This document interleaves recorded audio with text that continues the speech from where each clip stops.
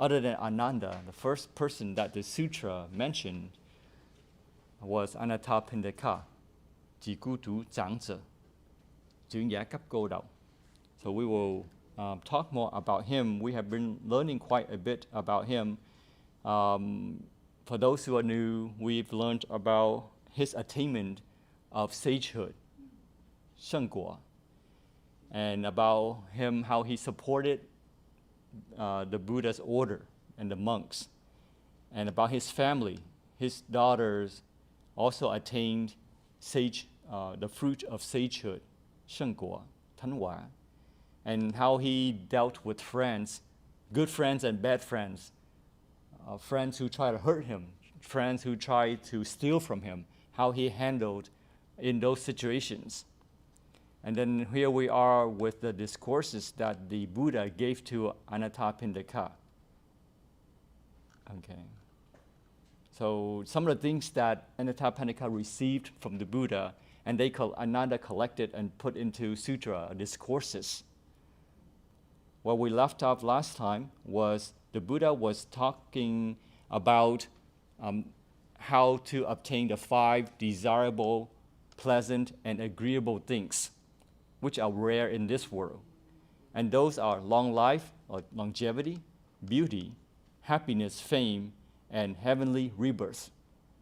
And one thing that I want to emphasize is that the Buddha says, householder, I do not teach that they are to be obtained by prayer. In other words, the Buddha did not want us, or disciples, or Buddhists, to look for these things through prayers. Those things are good things, but he did not want his disciples, followers, to beg for these things, to pray for these things. So he said that if you want to have a long life, then you should follow the path of life that is conducive to longevity. So this is very consistent with conditionality, 缘起法, right? 法缘可以. So we do the things that are conducive to longevity.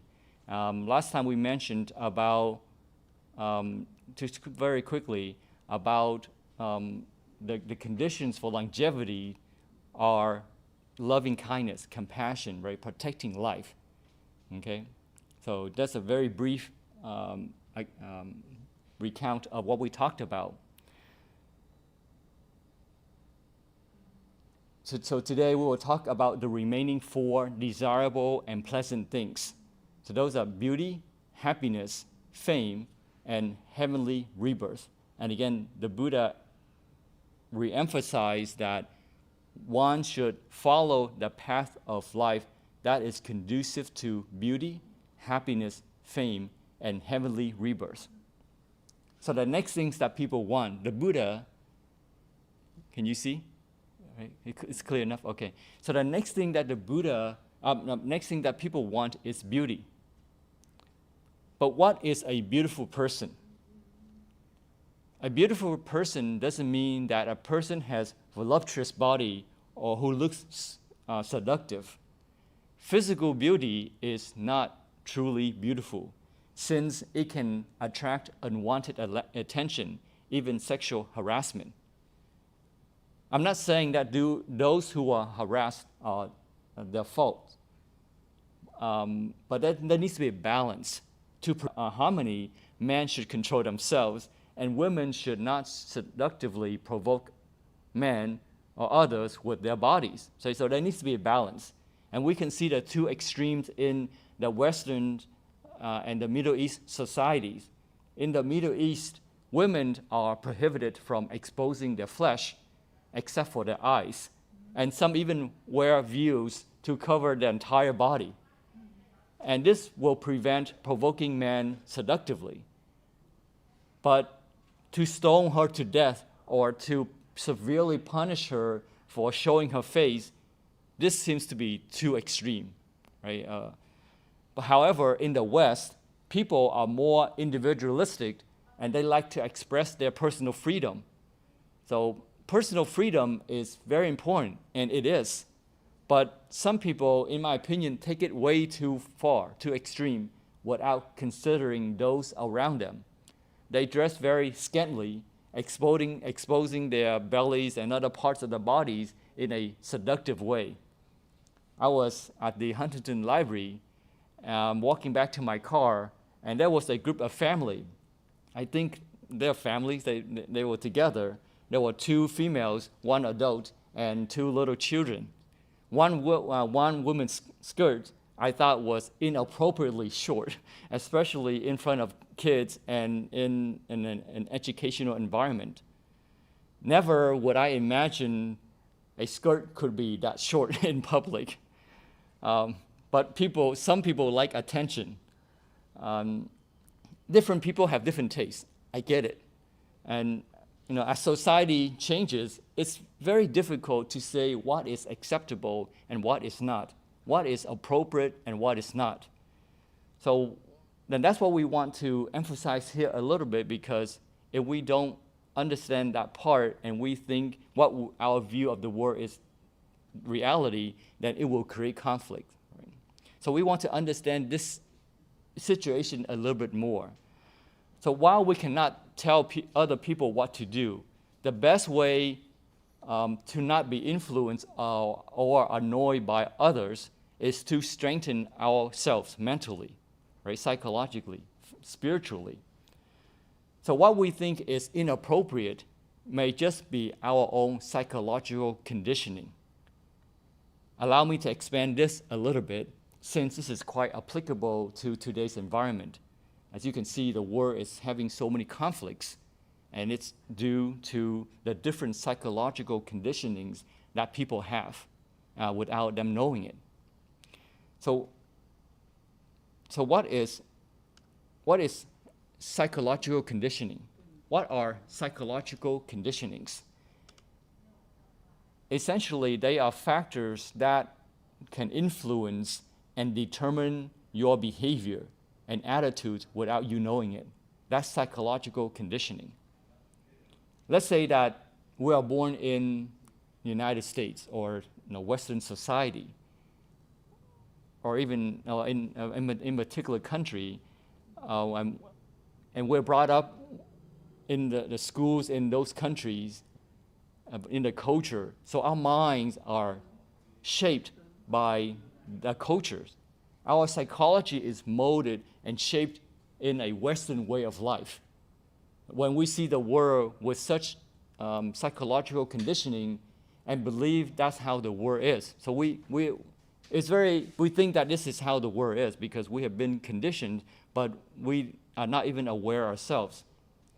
Instead of saying, I am an American or I am a Chinese, therefore I see the world with such a view.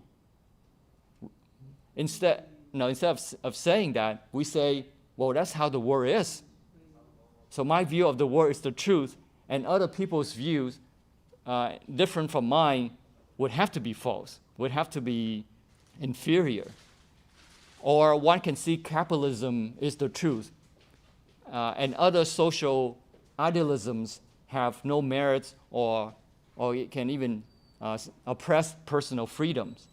So there are many types of psychological conditionings that we are not aware of, such as social conditionings, cultural conditionings, financial conditionings, and even our careers can be a conditioning on ourselves. Imagine you work 8 hours a day, 7 days a week, 50 weeks a year, 2 weeks vacation, and so many years of your life, your consciousness will be conditioned, will be shaped. As a result, and unconscious about it, your view of the world becomes rigid. That's how you see the world, right? And so those who you hang around are socially conditioning you as well. So you see the world in a certain way and think that that's how the world really is. Then it becomes a shock to you to realize that people from other parts of the world or cultures don't think or behave like you. So that's when we are psychologically conditioned, we are not open to other ideas, where we're not open to anything other than how we see the world.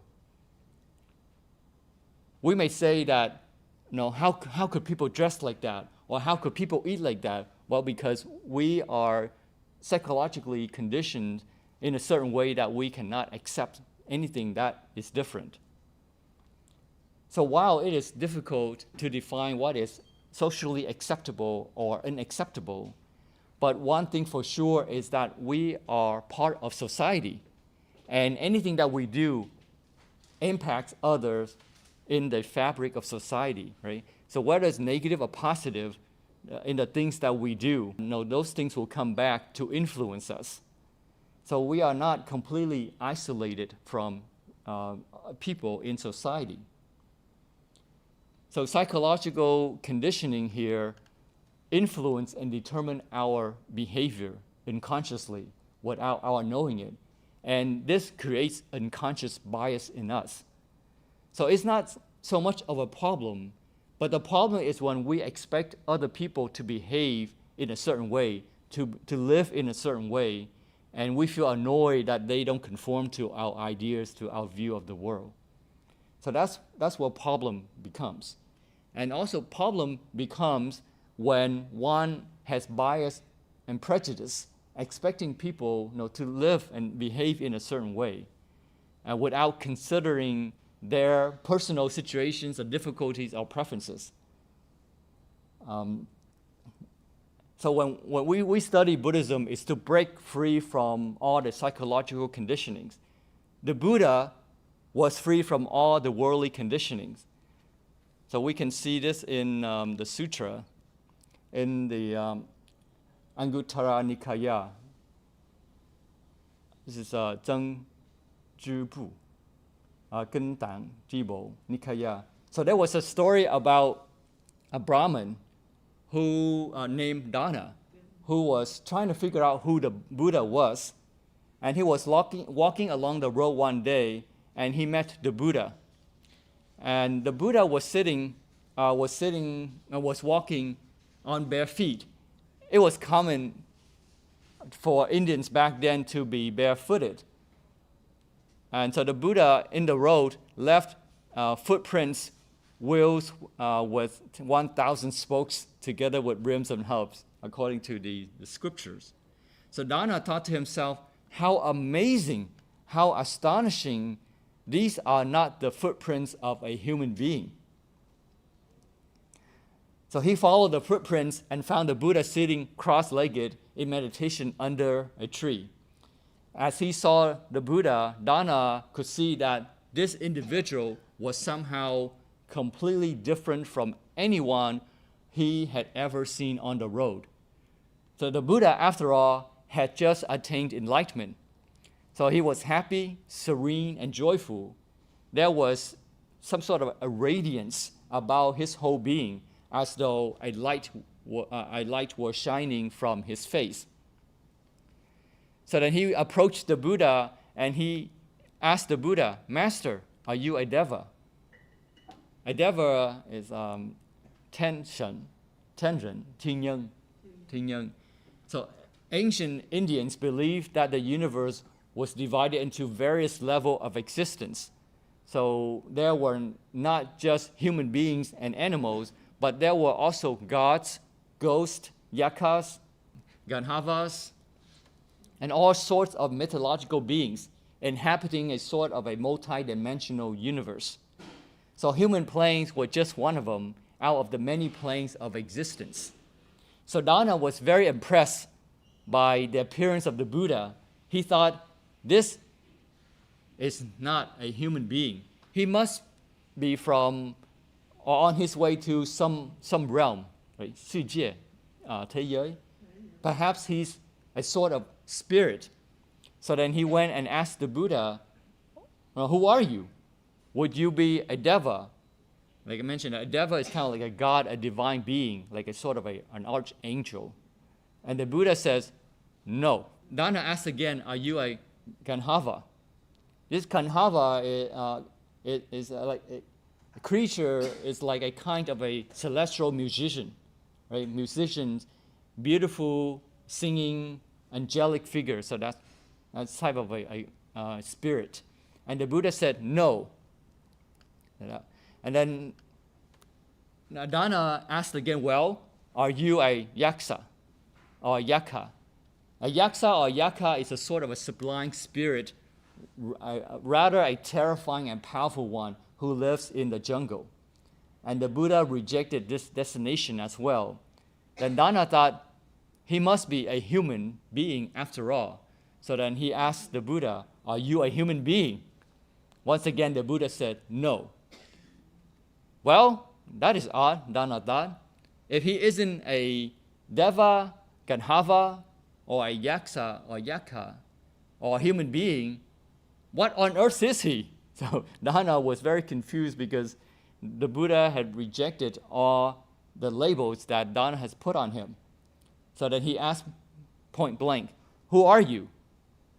If you are none of these, then who are you? What are you? What sort of being are you? The Buddha says, those conditions or psychological conditions on account of which I might have been described as a deva, a ganhava, or a yaksa, or a human being have been destroyed. In other words, had I been conditioned as a human being, I would have been a human being. Had I been conditioned as a deva or a deity, then I would have been a deva or some sort of spirit. But he said, all those conditions have been destroyed. Therefore, I am a Buddha. I am awakened. So then, and then the Buddha said this verse: the fermentations or psychological conditionings by which I would go to a deva state to become a ganhaba in the sky, or to a yaka state or human state. But then all those states have been destroyed by me, ruined, their stems removed, like a blue lotus rising up, unsmeared by water, unsmeared am I by the world, and so, Brahman, I am awake. Right? So that's how the Buddha saw himself. He was not conditioned to be any particular being. In other words, if one is free from all worldly conditionings, unsmeared by the world, what then one becomes? One then becomes enlightened or awake. Right? Even as the Buddha stood before the Brahmin, Poloman, người Bà La Môn. Therefore, he was not any of these things. His body may appear to be that of a man, but his mind, his consciousness was unconditioned. Therefore, he was a Buddha. As a Buddha, he was a personification, so to speak, even if you like, an incarnation of the unconscious mind. Right? Unconscious mind, tâm vô vi, vô為心kind of way.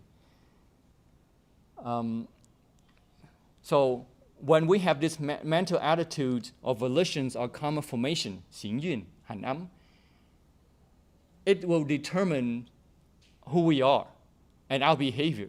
So our mental attitudes determine our behavior, and therefore we belong to that kind of being.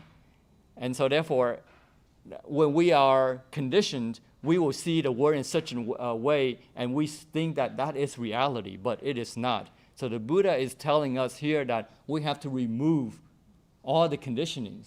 So if we still have bias and prejudice, then we know that we have not completely become unsmeared by the world. Does that make sense? Right? So I have spent some time to explain psychological conditionings because they form the basis of our views of the world. And it was a kind of long preparation, but it helps to lay the ground. This helps us to understand more of ourselves, to avoid unnecessary conflicts, and to have more sympathy and tolerance for one another. Okay, so let's get back to the merit of beauty that we were just talking about. So what we see as beautiful may not be beautiful to others. So true beauty should be beautiful and adorn, 庄严, 庄严. It should bring joy to self and others while commanding respect. In Chinese, it's called 庄严. Right? In Vietnamese, it's called 庄nghiêm. It is often said that a person decorating a Buddha's shrine with fresh and beautiful flowers, then in a future life, they will look beautiful. So if we want beauty that commands respect, as opposed to attracting unwanted attention, then decorating a Buddha statue should be done with reverence, respect, and gratitude, as opposed to decorating to seek karmic rewards, 福报, or 福报, or out of competition to be the best decorator. Right? So if the mind is pure when creating karma, 造业, 导nghiệp, then the result will be pure and truly beautiful. It will be attractive to others and to ourselves even. Say, 庄严 and 庄严. So there is a difference between beauty and attractiveness or adornment. For example, if a person is adorned, we often, in Chinese, we call it 有缘的人, or 庄严的人, là người có duyên, là người trang nghiêm. A person who is adorned will not look seductively beautiful. But there's something about them that makes us want to pay attention to them. They're very attractive. So it makes us want to support them, to help them, and we feel joyful being around them. And this is because in the past, they cultivated reverence, respect, and loving kindness and compassion. Therefore, they now have a magnetic field of attractiveness, 磁场, or 对境. So beauty is just on the surface. Attractiveness or adornment is both inside and outside. Let's look at a story in Dhammapada, verses 309 and 310, 法句经, to illustrate this point. There was a story about Kemaka. Kemaka was a son of a rich man. Not only that, but he was also a nephew of the renowned Anathapindika, Jigutu Zhangzi, Jungya Gap Godao. Because he was rich and beautiful, handsome, very handsome, women were very much attracted to him, and they could hardly resist him and naturally fell a prey to him. So Kema committed adultery without guilt. And one of the reasons because he was caught 3 times, but the Pasinadi decided to not take any action because out of respect of Anathapindika, because he was a nephew of Anathapindika. But Anathapindika wanted to help the nephew, so he brought the nephew to the Buddha and asked the Buddha's help. And the Buddha talked to Kemaka about the depravity of sexual misconduct and the seriousness of the consequences. And so he gave this verse, verses 309 and 310, about the misfortune, the consequences of such misconduct. After the end of the discourse, Kemaka realized his fault and he attained Sotapatti fruition, which is a 出果, Sowa. So that was a commentary of about his former deed, why he came to be as such. It is said that during the Kassapa, a Buddha, Jashafor for Gayip, he was a champion wrestler, and he created merits by decorating on the golden shrine of the Buddha, and then he made this vow: may all the women who look upon me, except my kinswoman and blood relatives, fall in love with me. So this was his former deed. So by this reason, and in the various places where he was reborn, other men's wives who saw him were unable to control themselves. So in this short story, there are a few things that we can learn from. The first thing that we notice is that merits, 福报, without merits, you cannot achieve your desire, or your wish. So it's our merit that allows us to realize our desire, good or bad, right? Skillful or unskillful, 善或者不善，thiện hoặc là bất thiện. So merit is you can call it a neutral enabler. Your intention would determine the sweetness of the fruit or the poison of the fruit. Kamaka decorated the shrine of Buddha's Kassapa, 接受佛, for Gayip. And so he cultivated merits, 修福, 度福. So we can see that by making offerings to a Buddha is cultivating great merits, to help us realize our wishes. Now, since the Buddha is no longer here in the flesh, in this world, we can still make offerings to a Buddha statue. And if done with reverence and gratitude, we can still create, great merits, right? So if we are taking too long to realize our wishes, then we know that we lack merits. 福报, 福报. So we need to cultivate more merits if we want to realize our wishes. So that's the first thing to learn from this story. The second thing that we realize is that vow is very powerful. If a vow is a selfish one, then it can bring suffering. It's like a beautiful looking fruit, but it is rotten inside.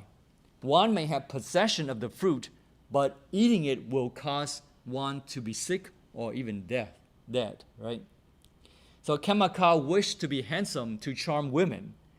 He was only beautiful on the outside, but he brought suffering to the women who fell prey to him. So he was a beautiful looking fruit that was poisonous inside.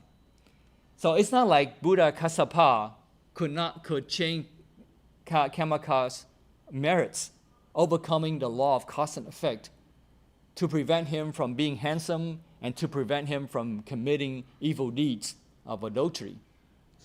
So that was his vow. So there was nothing that anybody can do to interfere with it. So if we cultivate merits to be worldly beautiful, then be prepared, because it will attract all kinds of attention from those around us, good and bad, right? And so sometimes people bring troubles to themselves with their unskillful, 不善, 不thiện, and egoistic desires. So that's the second thing that we learn from this story. The third thing that we learn from this story is that karmic seeds don't cancel out. So his good deed in making an offering to Buddha Kassapa resulted him being very handsome. His impaired and tainted desire, on the other hand, to attract women, putting himself in danger of future suffering. So both appear at the same time. One was that the fruit of being handsome, right? And then the other was the door of hell was opening for him to enter. So the two could not cancel out. So we could say that Kamaka still has some merits left, because as we see from the scripture, that after listening to the Buddha, that he attained Sotapatti fruition. So he was still lucky. One was that he was able to avoid imprisonment or even a death sentence for his adultery. And he was fortunate enough to have met the Buddha and be receptive to the Buddha's teachings and to avoid very bad consequences for his misdeeds. So another thing which we can learn from this is that he made an offering to the Buddha, even though with bad intention, but his connection with the Buddha, Yun, with the Buddha was still maintained. So he was able to be receptive to the Buddha's teaching, right? So when we do 3 refuges, San-Gui, Tam-Gui, even though we cannot maintain our observing of the precepts, we can still have that connection to be safe, right? So it's very important that we take the 3 refuges in order to prevent us. It's like a hook that we fall, but then there's a hook to pull us back up to save us, because we are not perfect. We are going to make mistakes. But if we are out on our own without any safety net, then we can fall and hurt ourselves seriously, right? So it helps us to stay connected with the Buddha's teaching, even though we may not learn or follow it very well, but at least we still have that connection, that safety net. Just like Kamaka, he was able to overcome his evil deeds and attained the fruit of sagehood, 出果, 收获, right? So very amazing, fortunate on his part. So that's beauty, right? So again, beauty here is that we want to be beautiful. We don't just want to be attractive in a negative way, but we want to, our beauty, our attractiveness should command respect, right? We don't want to have uninvited attention. So when we make offerings to the Buddha, when we treat other people, we should treat others with loving kindness and compassion and gratitude, and therefore we will have this magnetic field of attraction where people will come and help us rather than to try to take advantage of us or be attracted in a negative way. So that's what the Buddha was saying, that you can ask for beauty, but you need to know how, the proper way of getting beauty, right? If you have only beauty, but you didn't do it with sincere mind, then you will bring more trouble to yourself, right? And there's no point in praying for it, because it's not enough just to pray for it. You got to put your effort into it, but at the same time, you want to do it sincerely with gratitude to avoid troubles, right? So that's the second thing that the Buddha taught Anattapannika beauty. The third thing that the Buddha taught Anattapannika was how to obtain happiness. So happiness, everybody wants happiness, right? But what is a proper way of seeking happiness? There are many ways. It's not mentioned in the scripture, but we can use the 4 immeasurables to understand. 四无量心, tứ vô lượng tâm.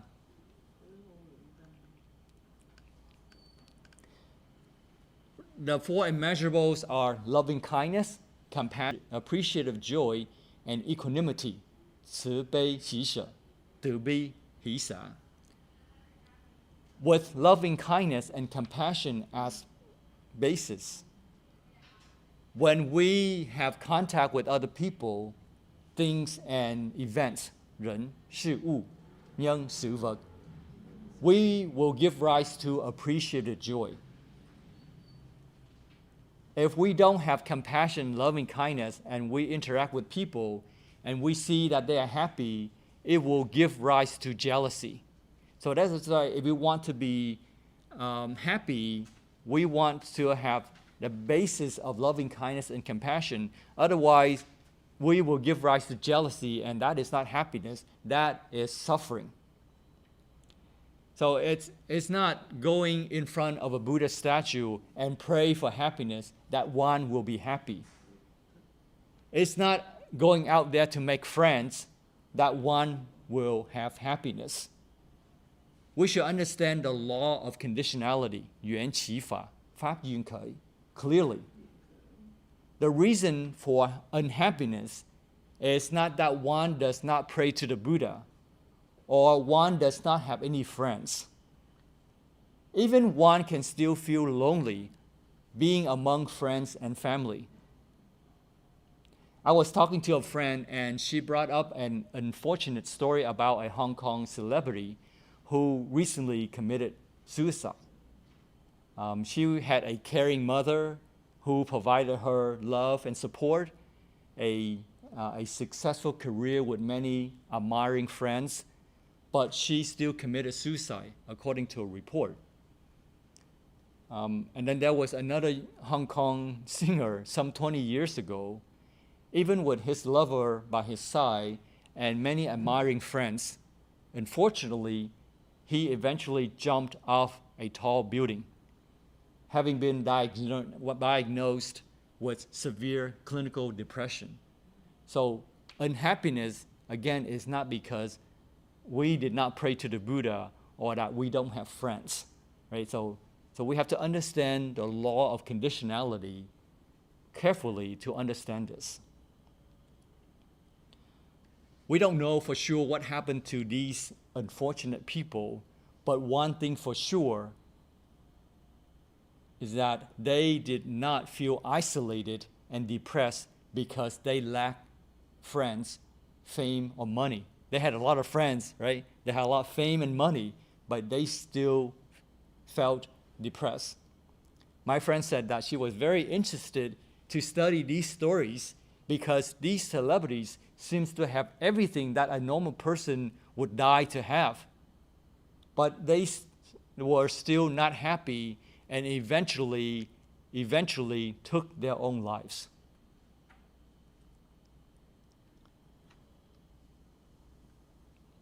So the Buddha is saying that rather than, if you want to seek happiness, you should follow the path of life that is conducive to happiness.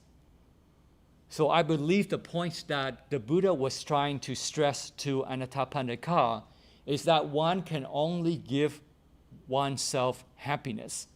There is no point in praying to others to give us happiness. We have to generate our own happiness. If we don't put in the efforts to increase our own self-worth, cultivate loving kindness and compassion, to be, 慈悲, then praying will never be enough. Right? So that's what the Buddha is teaching, is that we have to put in our own effort to look for happiness. The next thing that the Buddha taught Anathapindika was fame. Fame, everybody likes fame too. Fame is harmful if it inflates our ego and it makes us arrogant. A lot of people have died from fame. Recently, there was a news story about a brutal murder of a young Hong Kong influencer and model. I don't know, I keep coming up with Hong Kong celebrities, but it's just a coincidence. Where her body was dismembered, right? Even her own family, or I think on the husband's side, killed her and chopped her into pieces.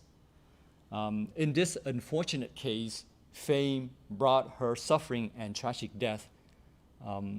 According to one report, her life before she was famous, she was okay. But then she became a social media influencer, and then her fame started to rise.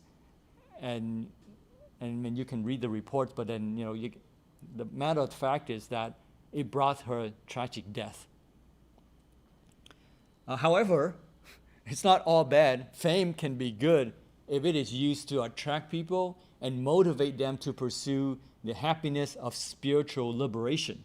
Right? So it's not all bad, it's how you use it. So I think this part here is easy to understand, so there's no need for further elaboration. But we can understand that fame is a double-edged sword. Right? If you don't use it properly, you can hurt yourself. But if you use it properly, then you can help yourself and others. Right? And then lastly is rebirth in a heaven. Last time we explained that a better than heavenly rebirth is rebirth in Sukhavati, 极乐世界, cực lạc thế giới, because Sukhavati is far more superior than heaven. Heavens are still within the samsara, 娑婆世界, 大把, thế giới大把, and subject to suffering. Sukhavati, on the other hand, is not subject to suffering whatsoever. Additionally, the conditions in Sukhavati are extremely favorable. and more conducive to spiritual development and enlightenment. So if we want true happiness, we want to remove all the psychological conditioning so that we see things very clearly, that we don't create conflicts and problems for ourselves. And that is to become enlightened. But to become enlightened is not easy, but it's not out of reach. One method is to have rebirth in Sukhavati so that we can achieve enlightenment to forever eliminate suffering. Right? Okay, so let's summarize quickly what we have discussed so far, and then there's one more point that I want to just touch on, and then we can conclude. Last time we talked about the lessons that the Buddha taught, so this is just a summary of what we have talked about. The Buddha taught Anattapanaka that there are things that we can offer that will lead to the heaven world. We can offer robe, alms, food, lodging, and medicines to those who practice, especially monks who practice Buddhism. And then there are 4 kinds of bliss to be won by the lay practitioners: bliss of ownership, bliss of wealth, bliss of deathlessness, and bliss of blamelessness. And then the Buddha talked about the 5 desirable, pleasant, and agreeable things which are rare in the world. And those are long life, beauty, happiness, fame, and heavenly rebirth. Right? So we just talked about that. And then to emphasize this point a little bit more, we compare between the heaven and Sukhavati. So birth in Sukhavati is by far the best and superior than any heavenly rebirth, because the lifespan there in Sukhavati is infinite, is uncountable and unimaginable. So this way we are forever safe from sliding back into the 3 evil realms, San Er Dao, Tam Ác Dao. And that until we reach to enlightenment, so once we're there, we are forever safe. And that we also mentioned that the conditions there are very favorable for spiritual growth and development, whereas in this world, there's a lot of pressure when we have to put in a lot of effort just to keep at bay the pressure. So all your energy is fighting the pressure, whereas you could have put all your energy in spiritual development to attain enlightenment. So that's a big difference, right? You're using the same amount of energy, but one energy goes to waste. The other method is all your energy is put into spiritual development and enlightenment. Okay.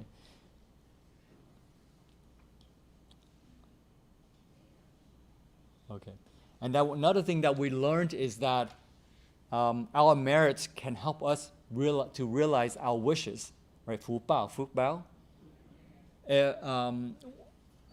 And we realize that egoistic desires will bring suffering and disasters, whereas egoless or altruistic desires with merits will bring joy to self and others. Okay, so with a few minutes left, let's talk about the conditions for, or the reasons for getting rich, and then we'll wrap up. So we see that the Buddha taught Anattapanaka about the 5 reasons for getting rich. Everyone is interested in financial freedom, so therefore this should be an interesting topic.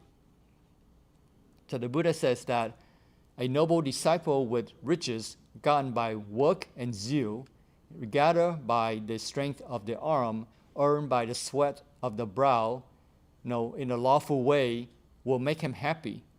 Not only himself, but his parents, his wife, children, and his servants, his family, all those around him will be happy when wealth is earned honestly. When riches are thus gone, he makes his friends and companions happy too. So all those around him. And with riches are thus gone in an honest way, ill luck is warded off and keeps his goods in safety. So when I read this part, I thought about wealth diversification. Because when you have money and you try to invest, and even if you try to diversify into multiple portfolios or different funds to hedge, to protect your money, there is no guarantee. So we should, when I read this part, I thought about two types of investment. One is worldly investment, and the other one is spiritual investment, so to speak. So making worldly investments is being realistic, because we're living in this physical world, meaning to be financially responsible, to save and to spend what you need and not to indulge. So that is worldly investment. There are people who don't have enough savings. Either they are being financially irresponsible or just don't have the opportunity to do so, to save. So they should be careful with their spending. On the other hand, with spiritual investment, it is to go beyond the worldly investment and not to be attached to it. For example, we donate to those who are in need of help, right? To cultivate our compassion and loving kindness and to eliminate our greed. So those are examples of spiritual investments. Making spiritual investments will result in merits and even spiritual liberation, where one no longer has any fear whatsoever, ever again. The reason is because by eliminating greed and selfish desires, one has not the pain of not having, nor the fear of losing one's possessions. So that's spiritual liberation. So that's why I think the Buddha said here that spiritual investment can ward off ill luck and disasters because, I guess in a way it's safer than the worldly investment. And when riches are gotten in an honest way, he makes 5 oblations, right? 供养, 供养, to kin, guests, spirits, kings, and deity, to share. In other words, to share his earnings, his benefits with other people. And then when riches are thus gone, the noble disciple institutes offerings of the lofty aim, celestial ripening to happiness, leading heavenward for all those recluses, 苦行者, người tu khổ hạnh, and good men who abstained from pride and indolence, who bear all things in patience and humility, each mastering self, each calming self, each perfecting self. So when we share our merits with others, others will benefit and they will be happy too. But if we are selfish and only keeping for ourselves, then we are creating fear for ourselves because we will have fear of losing. But when we give, we donate, there is no fear because we're giving it away. So it's not that we will lose it, but we're actually spiritually investing in a sense, right? So that gives us not fear, but joy, self-confidence, and happiness, serene, all the positive energy that comes back to us. So merits can open up 2 paths. One is heavenly bliss, the other is spiritual liberation. Heavenly bliss is conditional, it's relative, it's joyful, but it's conditional and relative. Whereas spiritual liberation is unconditionally joyful. And then the Buddha says, now if the wealth of that noble disciple, heeding these 5 reasons, come to destruction, let him consider thus, at least I have heeded those reasons for getting rich, but my wealth has gone. Thus he is not upset. So this is very powerful. This is not fear of losing. Right? When you understand it, and if you happen to lose your wealth, you will not be upset. You will not be troubled by it. You will not have fear of losing it. You will not have anxiety. So that is spiritual liberation. And the Buddha continued, and if his wealth increases, let him think, truly, I have heeded those reasons, and my wealth has grown. Thus he is not upset in either case, right? So he's not crazy happy when his wealth increases. So here is saying that, easy come, easy go in a sense. If things come to us very easily, we don't cherish. It will lead to lavish spending in indulgence, and it will deplete our wealth, and it will lead to suffering. So when wealth is earned honestly, we will cherish it, and we will invest it wisely. So when you gain wealth, like when the stock market is up, you don't get crazy happy. And when you lose wealth, like the markets crash, you don't have anxiety, you don't have fear, right? So that is spiritual liberation, no fear, no suffering. So spiritual liberation is not to go off somewhere to escape, but to live a life without fear, right? With confidence, with happiness, without being attached to what we have. Okay, so let's summarize and then we can conclude. The last part was about the 5 reasons for getting rich. So the Buddha is teaching us a very golden lesson here, that money should be earned honestly. This way we don't have guilt. And